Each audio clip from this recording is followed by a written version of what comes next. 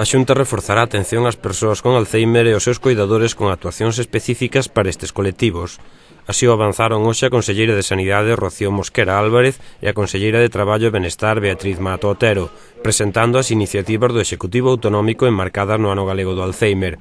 A Xunta desenvolverá nos próximos meses diversas iniciativas relacionadas principalmente co eido sociosanitario e formativo co obxectivo de reforzar a atención ás persoas diagnosticadas con Alzheimer e aos seus coidadores. No primeiro apartado destaca a tarxeta dobre A, distintivo do que dotarán as tarxetas sanitarias das persoas con Alzheimer. Como accións específicas para este ano que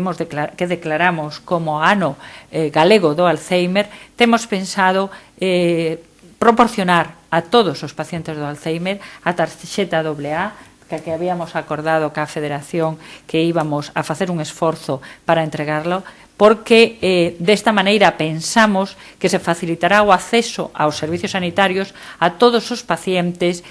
diagnosticados de Alzheimer, así como tamén vai a ser unha axuda moi importante para os familiares e os coidadores. Esta tarxeta o que vai a facer é facilitar o acompañamento destes pacientes ao longo de todo o proceso asistencial, sempre, por suposto, que a situación clínica do propio paciente o permita. Tamén disminuirá os tempos nas salas de espera para evitar situacións difíciles. Pensemos que son pacientes que moitas veces non entenden o que está pasando ou teñen problemas de comprensión e fan difícil o tratamento para os propios profesionales sanitarios, co cual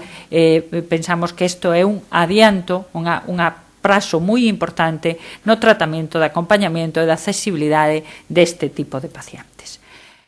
Pola súa banda, a nova carteira de servizos de atención á dependencia en Galicia, cuyo decreto está en tramitación para a súa aprobación no primeiro cuadrimestre deste ano, suporá que os enfermos de Alzheimer na comunidade teñan unha atención específica, axustada ás súas necesidades reais.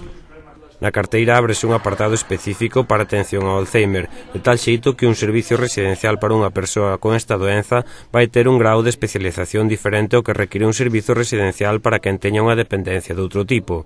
Subliñar tamén a eliminación da barreira de idade para a entrada nestes centros que ata o momento só era posible a partir dos 60 anos. Outra das actuacións a desenrolar este ano ten que ver coa implantación dunha serie de obradoiros, co título Activando a Mente, destinados a persoas en risco de padecer a demencia para contribuir á prevención, mantemento e recuperación das capacidades cognitivas.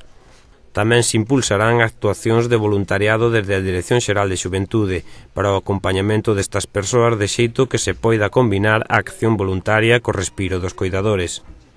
Durante 2012, a Consellería de Traballo e Benestar destinará 2,7 millóns ao mantemento dos 12 centros nos que se presta servizo ás persoas con Alzheimer, un investimento que se incrementará ata os preto de 3 millóns de euros coa apertura no último trimestre deste ano do Centro de Alzheimer de Pontevedra.